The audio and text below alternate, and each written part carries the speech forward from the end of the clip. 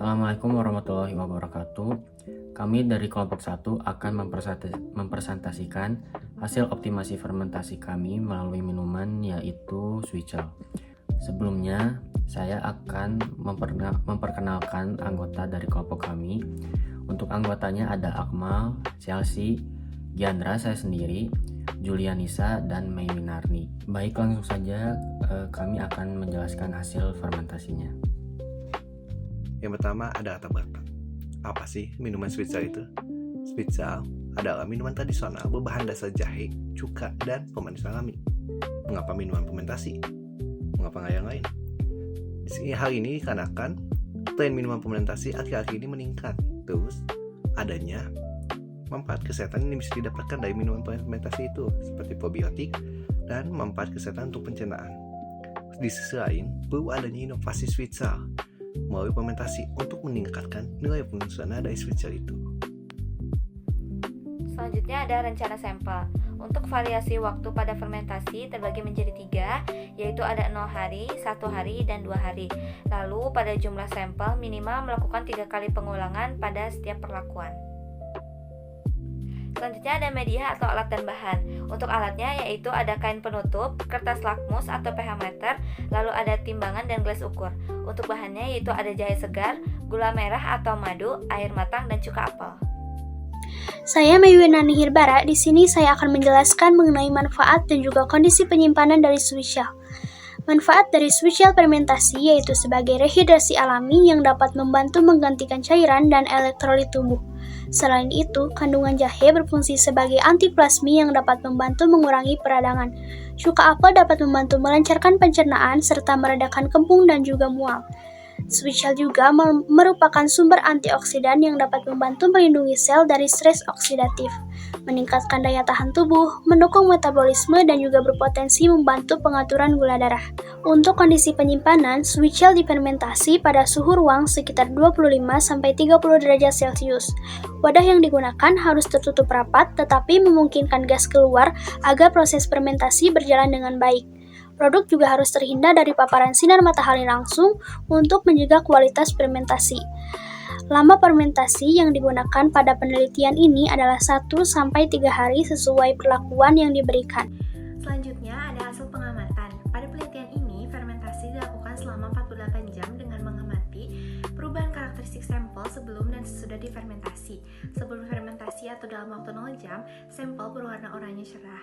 Dan setelah 48 jam atau sesudah difermentasi, warna berubah menjadi merah kecoklatan yang menandakan adanya aktivitas mikroorganisme yang mengubah komposisi senyawa dalam sampel serta terbentuknya senyawa metabolisme seperti asam organik. Selain itu, terbentuk sedimen atau endapan pada bagian dasar wadah yang merupakan hasil pengendapan partikel-partikel tidak larut selama proses fermentasi berlangsung. Perubahan warna dan terbentuknya sedimen ini menjadi indikator bahwa proses fermentasi telah berlangsung. Selanjutnya juga ada hasil pengukuran pH. Pengukuran pH dilakukan pada 2 percobaan untuk mengetahui tingkat keasaman hasil fermentasi. Percobaan pertama menghasilkan pH 3,04 dan percobaan kedua menghasilkan pH 3,03 yang menunjukkan hasil pH konsisten antar ulangan. Nilai pH sekitar 3 mengindikasikan sampel bersifat sangat asam yang terjadi akibat produksi asam organik seperti asam asetat dan asam laktat oleh mikroorganisme selama fermentasi. Namun, nilai ini berada di bawah rentang pH ideal Switchel, yaitu 3,5-4,5, yang diduga disebabkan oleh penggunaan 2 sumber asam sekaligus, yaitu cuka apel dan lemon, dengan takaran yang belum teroptimasi. Baik, saya akan menjelaskan hasil uji titrasinya. Nah, berdasarkan hasil uji titrasi, pada sampel ke-1 itu menghabiskan volume titran sebesar 23,3 ml dengan perubahan warna akhir hijau toska. Lalu sementara pada sampel kedua itu menghabiskan hingga 50 ml dan volume titran yang terpakai itu 26,7 ml dengan perubahan warna akhir biru tua. Nah, tingginya volume titran pada kedua sampel ini menunjukkan bahwa konsentrasi total asam organik pada Switchel itu sangat pekat, sehingga bakteri yang seharusnya ada itu tidak muncul atau tumbuh karena pekatnya asam pada Switchel. Untuk faktor penyebab ketidakberhasilannya itu Yang pertama itu penggunaan cuka apel itu 5 sendok makan dan ditambah dengan lemon sebanyak 3 sendok makan secara bersamaan yang menghasilkan asamnya itu tidak terkontrol. Lalu yang kedua, tekanan cuka apel kemungkinan terlalu banyak pada air yang volumenya sebesar 500 ml. Untuk yang ketiga itu tidak ada pengukuran pH di awal yaitu di hari 0 sehingga perubahan tidak bisa dipantau secara berkala. Lalu yang keempat, jumlah gula merah mungkin kurang sebagai penyeimbang rasa asam dari sumber asamnya. Lalu untuk saran perbaikannya, itu yang pertama, kurangi cuka apel sebanyak 2-3 sendok makan atau menghilangkan lemon jika cuka apel tetap digunakan.